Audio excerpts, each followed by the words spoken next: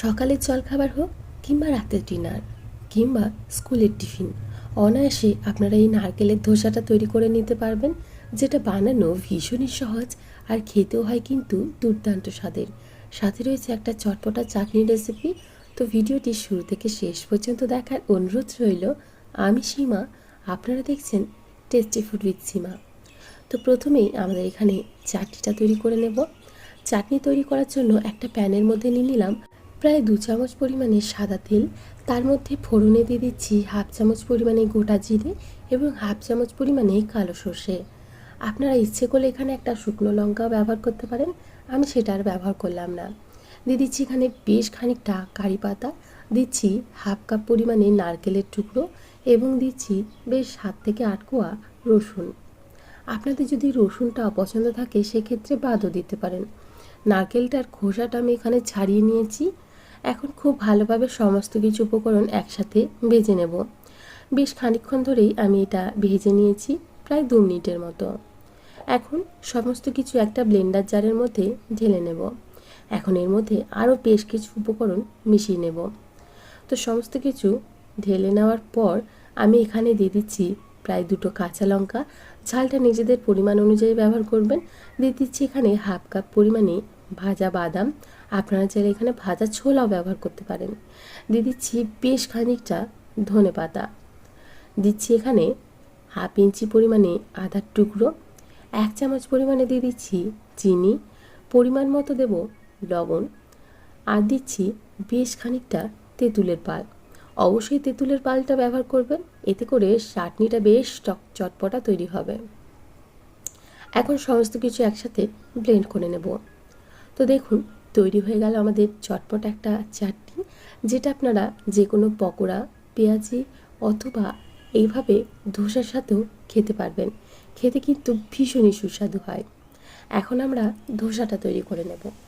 ধোসা তৈরি করার জন্য আমি এখানে প্রায় 2 ঘন্টা আগে 1 কাপ চাল এবং 1 চামচ পরিমাণে মেথি দানা ভিজিয়ে রেখেছিলাম। সেটা খুব ভালোভাবে ভিজে গেছে। এখন এটাকে একটা ব্লেন্ডার জারের মধ্যে নিয়ে পেস্ট করে নেব। আপনাদের যদি সকাল সকাল ধোসা বা জলখাবার তৈরি করার থাকে সেক্ষেত্রে আপনারা সারা রাতের জন্য চালটাকে ভিজিয়ে দিতে পারেন। এখন বেশ খানিকটা দিয়ে দিলাম জল। জল দেওয়ার পর খুব ভালোভাবে এই চালটাকে পেস্ট করে নিয়েছি। দেখুন, একদম স্মুথ পেস্ট তৈরি হয়েছে। এর মধ্যে কিন্তু আরও 2টো উপকরণ যাবে। এখন নিয়েছি 1 কাপ পরিমাণে গ্রেট করে রাখা নারকেল। নারকেলের খোসাটাকে আমি ছাড়িয়ে নিয়েছি, তারপর এভাবে গ্রেট করে নিয়েছি যাতে পেস্ট করতে সুবিধা হয়। যেহেতু নারকেলের ধোসা, নারকেলের পরিমাণটা একটু বেশি যাবে।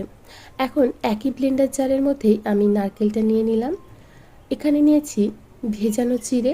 চিড়েটাকে খুব ভালোভাবে ধুয়ে পরিষ্কার করে নিয়েছি, তারপর সেই চিড়েটা নিয়েছি, সেটাও দিয়ে দিলাম 1 কাপ পরিমাণে। এখন অল্প একটু জল দিয়ে আমি এই দুটোকেও খুব ভালোভাবে ব্লেন্ড করে নেব। জলের পরিমাণটা আপনাদের চিড়ে এবং নারকেলের পরিমাণ অনুযায়ী ব্যবহার করতে হবে। এখন খুব ভালোভাবে পেস্ট করে নিয়ে একই চালের পেস্টের মধ্যেই দিয়ে দিলাম। এখন কিন্তু ব্যাটারটা বেশ ঘন রয়েছে। এই ব্যাটারে কিন্তু ধসা তৈরি হবে না, ব্যাটারটাকে আরও পাতলা করতে হবে। তো দেখুন, ব্যাটারের ঘনত্বটা ঠিক এখন এরকম তৈরি হয়েছে। এখন এর মধ্যে আরও বেশ খানিকটা জল মিশিয়ে নেব। আমি এখানে প্রায় হাফ কাপ পরিমাণে জল মিশিয়ে নিয়েছি, এতে করে ব্যাটারটা একদম পারফেক্ট তৈরি হবে। দেখুন, খুব ভালোভাবে এখন সমস্ত কিছু মিশিয়ে নিচ্ছি। খুব ভালোভাবে মিশিয়ে নেওয়ার পর আমি এখানে দিয়ে দিচ্ছি পরিমাণ মতো লবণ। লবণ ছাড়া খাবারের টেস্ট একদম আসবে না, তাই লবণটা দিয়ে আবারও খুব ভালোভাবে মিশিয়ে নেব। খুব ভালোভাবে ব্যাটারটাকে মিশিয়ে নেওয়ার পর দেখুন, ঘনত্বটা ঠিক এরকম রেখেছি। এভাবে আপনাদেরকেও ঘনত্বটা রাখতে হবে, তাহলে ধোসাটা একদম পারফেক্ট তৈরি হবে।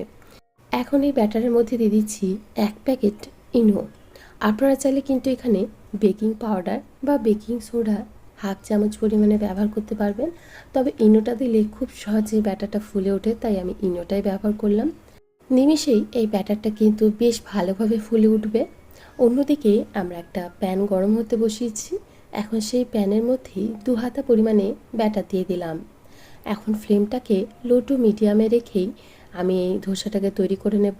আর দেখুন ধোসাটা কিন্তু সাথে সাথে কতটা জালিদার তৈরি হয়েছে, আশা করি আপনারা দেখেই বুঝতে পারছেন। এভাবে যদি তৈরি করেন আপনাদের ধোসাও কিন্তু একই রকম তৈরি হবে এবং দুর্দান্ত স্বাদের তৈরি হবে। দেখুন কত ছিদ্রযুক্ত আমাদের এখানে ধোসাটা তৈরি হচ্ছে, নিমেষেই কিন্তু তৈরি হয়ে যায়। ওই 2 থেকে 3 মিনিটের মতো সময় লাগে। ওপরটা যতক্ষণ না ড্রাই হবে ততক্ষণ আমরা এই ধোসাটাকে এভাবেই প্যানের মধ্যেই হতে দেব। তো দেখুন আমাদের ধোসাটা কিন্তু একদম তৈরি হয়ে গেছে, ওপরটা খুব সুন্দরভাবে ড্রাই হয়েছে এবং একদম জালিদার তৈরি হয়েছে। একইভাবে আমি বাকি ধোসাগুলো তৈরি করে নেব। আরও একটা আপনাদের সাথে শেয়ার করছি। 2 হাতা পরিমাণে ব্যাটার দিয়ে দিলাম। এখন দেখুন কতটা সুন্দর জালিদার তৈরি হয়। নিজে নিজেই কিন্তু এই জালিগুলো তৈরি হবে এবং খেতে খুবই সুন্দর লাগবে। তো দেখুন আমাদের আরও একটা ধোসা কিন্তু তৈরি হয়ে গেল।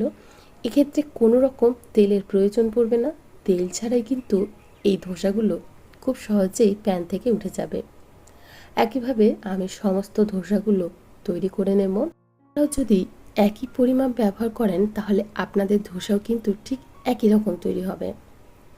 তো খুবই সহজে তৈরি হয়ে যায় এই নারকেলের ধোসা এবং খেতেও কিন্তু দুর্দান্ত স্বাদের হয়।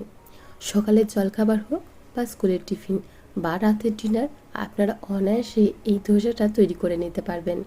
আর দেখুন কতটা সুন্দর হয়েছে, খুব জালিদার তৈরি হয় এই ধোসাগুলো এবং ততটাই নরম। আশা করি আপনারা দেখেই বুঝতে পারছেন যে কতটা নরম তুলতুলে তৈরি হয়েছে।